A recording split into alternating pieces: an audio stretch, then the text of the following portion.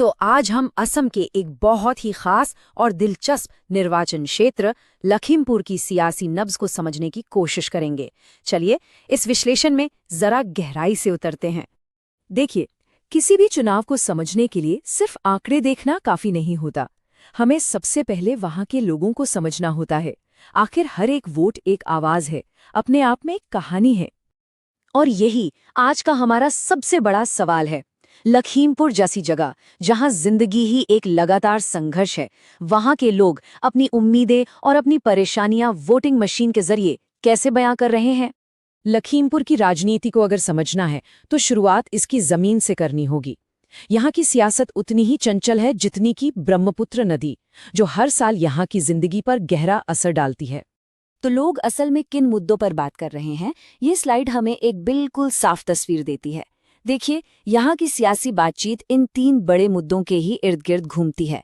सबसे ऊपर है बाढ़ और जमीन का कटाव, जिसकी तीव्रता 10 में से 9 है। इसके बाद है बेरोजगारी और फिर महंगाई। ये सिर्फ मुद्दे नहीं हैं, ये यहाँ की रोजमर्रा की हकीकत हैं। ये शब्द सीधे यहाँ के एक नागरिक के हैं और ये इन आंकड़ों के पीछे का जो मानवीय दर्द है उसे दिखाते हैं। आप सोचिए, जब हर साल आपका घर और खेत नदी में समा जाने का खतरा हो, तो आपकी सबसे बड़ी मांग सुरक्षा ही होगी।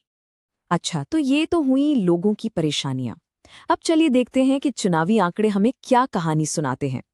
ये नंबर हमें बताते हैं कि लखीमपुर के लोगों ने अपने इस संवाद में आखिर क्या फैसला सुनाया। इस चुनाव का सबसे चौंकाने वाला आंकड़ा शायद यही है, सिर्फ 3036। 2021 में जीत और हार का फैसला इतने कम वोटों से हुआ। इसका मतलब है कि ये क्षेत्र सियासी तौर पर एक तेज धार पर खड़ा है, जहां हर एक वोट की कीमत है और कोई भी पार्टी आराम से नहीं बैठ सकती। और ये दूसरा दिलचस्प आंकड़ा है, 82% से भी ज्यादा मतदान।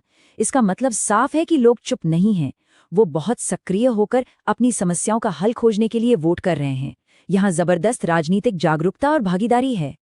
अब जरा 2016 और 2021 के नतीजों को साथ रखकर देखिए, एक बहुत इंटरेस्टिंग कहानी सामने आती है। 2016 में कांग्रेस का वोट शेयर करीब 31% था, जो 2021 में बढ़कर 43% हो गया। हार के बावजूद ये एक बहुत बड़ी वापसी थी और ये दिखाता है कि यहाँ का वोटर किसी एक पार्टी से बंधा हुआ नहीं है, वो लगातार अपने विकल्प तौल रहा है। लखीमपुर का जो सामाजिक ताना बाना है वो भी बहुत जटिल है। यहाँ लगभग 23% मिशिंग आदिवासी और करीब 9.5% अनुसूचित जाति की आबादी है। इन समुदायों का समर्थन किसी भी चुनाव का रुख पलटने के लिए काफी है और कोई भी पार्टी इन्हें नजरअंदाज करने का खतरा नहीं उठा सकती। तो हमने देखा कि क्या हुआ, अब सवाल ये है कि क्यों हुआ। आइए अब यहाँ की राजनीतिक शक्तियों की ताकत और कमजोरियों को समझते हैं। कांग्रेस पार्टी के लिए यहाँ की स्थिति एक दो-धारी तलवार जैसी है। एक तरफ उनके पास एक युवा स्थानीय नेता है और सत्ता विरोधी लहर का फायदा उठाने का एक अच्छा मौका है, लेकिन दूसरी तरफ उनका जो सांगठनिक ढांचा है वो काफी कमजोर है और उन्हें एक बहुत मजबूत गठबंधन का सामना करना पड़ रहा है। यहाँ हम कांग्रेस उम्मीदवार जॉय प्रकाश दास का एक स्कोर कार्ड देख सकते हैं। स्थानीय जुड़ाव में उन्हें 10 में से 7 अंक मिलते हैं, जो कि एक बड़ी ताकत है। लेकिन सत्यनिष्ठा के मामले में स्कोर 5 है, जो सुधार की गुंजाइश दिखाता है, और यही वोटर्स के मन में एक सवाल भी पैदा कर सकता है। इस रणनीतिक फ्रेमवर्क से तस्वीर और भी साफ हो जाती है। कांग्रेस का नेतृत्व और उनका संदेश दोनों मध्यम स्तर के हैं, लेकिन उनकी सबसे बड़ी चुनौती है उनका कमजोर संगठन और सामने एक बेहद ताकतवर प्रतिद्वंदी। ये लड़ाई सिर्फ उम्मीदवार की नहीं है, बल्कि पूरे पार्टी तंत्र की है। तो इस पूरे विश्लेषण के बाद आगे का रास्ता क्या है? अब हम एक स्पष्ट एक्शन प्लान पर नजर डालेंगे, जो इन चुनौतियों से निपटने का एक खाका पेश करती है। एक आधुनिक चुनाव रातों रात नहीं बनाया जाता।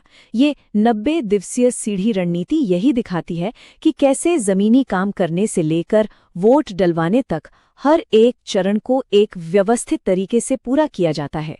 इसमें जल्दबाजी की कोई जगह नहीं होती। इस पूरी रणनीति को हम इन 4 मुख्य स्तंभों में बांट सकते हैं।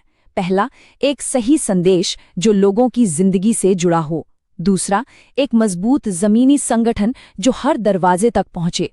तीसरा, एक प्रभावी डिजिटल पहुंच जो युवाओं को जोड़े।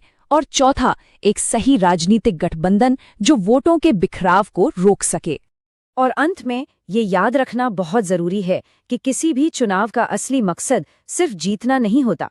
असली मकसद है लोगों के लिए एक असरदार शासन देना। इस पूरे विश्लेषण का सबसे बड़ा सबक यही है। देखिए, रणनीति और डेटा सिर्फ औजार हैं। इन औजारों का इस्तेमाल नागरिकों की असली जरूरतों को पूरा करने और उनका भरोसा बनाने के लिए किया जाना चाहिए, वरना जीत भी खोखली साबित होती है। तो आखिर में सवाल यही बचता है, क्या सिर्फ अगला चुनाव जीतने की ये होड़ अगली पीढ़ी के भविष्य को बनाने की जिम्मेदारी पर कभी भारी पड़ सकती है? ये सवाल सिर्फ लखीमपुर का नहीं, बल्कि हमारे पूरे लोकतंत्र के लिए है।